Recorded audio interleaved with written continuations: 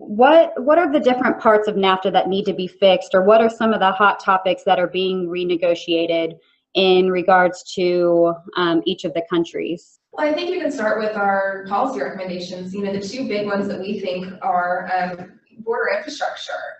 We have the North American Development Bank, but it's not focused on funding projects that help increase travel and increase goods being moved. It's focused on environmental projects on the US-Mexico border.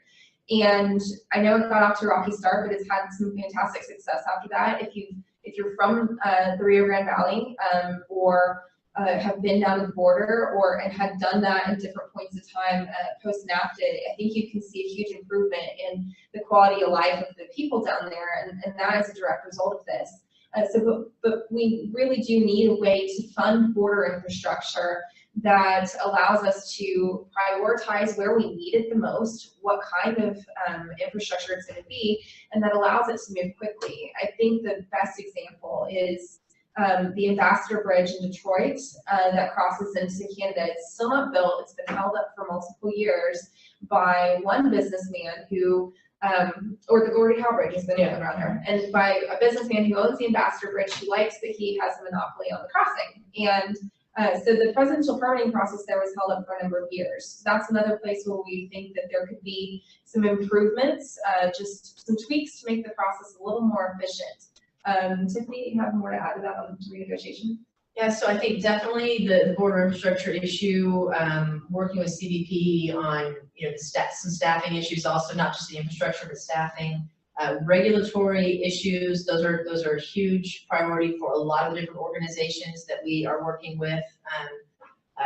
Aligning the approaches, addressing redundancies, making the U.S., Mexico, and Canada have the proper the regulatory cooperation that they need.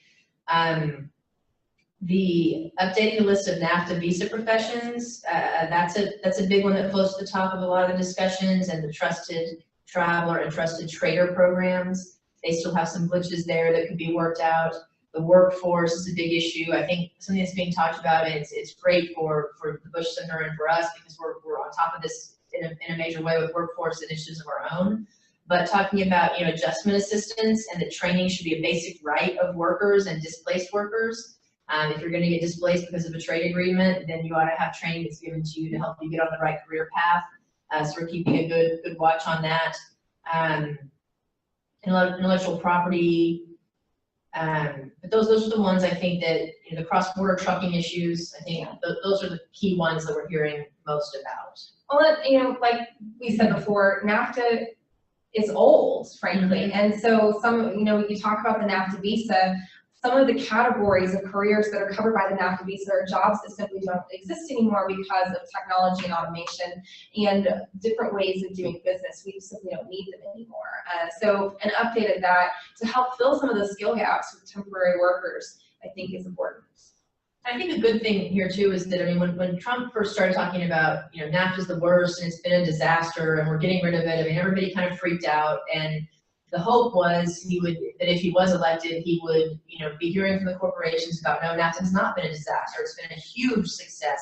And I think the first kind of knee-jerk reaction was, oh my God, we can't open it up. We can't open it up. But I think what's happening now is that a lot of people are kind of excited about opening it up. They don't want to get away. They don't want to get rid of it. And we need to keep the stuff that's working in place. The issue is going to be how that's handled, how it's negotiated, the tactics that are used in negotiating that, and making sure that everyone keeps their countries and their industry's best interest at heart and doesn't get insulted or scared away, and they come to the table strong. There's been talks about separating U.S. Mexico and U.S. Canada, and that Canada has said we're willing to do a bilateral discussion. I think that's not necessarily the right way to go, in my personal opinion, that if Canada and Mexico come together strong, they have a stronger bargaining position. But there are differences in the way that U.S. Mexico and U.S. Canada work together, different issues at the southern border and the northern border. So I think now what we're kind of feeling is that people are getting their requests in line, polling their members, working together. And the great thing for us is, NASCO's been around for 23 years, and you don't hear much about North America. You don't hear much about NAFTA. We've been pushing, trying to get it in the media, trying to get some attention on it. And hasn't been that sexy. It hasn't been that exciting of a topic. it falls way to the bottom of what people want to hear about in the news, but not anymore. So it's, you know, it's a good day for people that care a lot about North American trade and been doing it for a long time and who do it full time for a job. So there's a little bit of excitement out there. We just have to be real careful with how we deal with the new administration and hope that some of the cabinet members and some of the people around Trump can make sure that he's very aware. I mean, he's not a dumb guy. I'm sure he knows the importance of Mexico and Canada to the U.S. economy. It's just a matter of, you know, making sure that it all works out for the best in the end and that everyone walks away with a fair deal.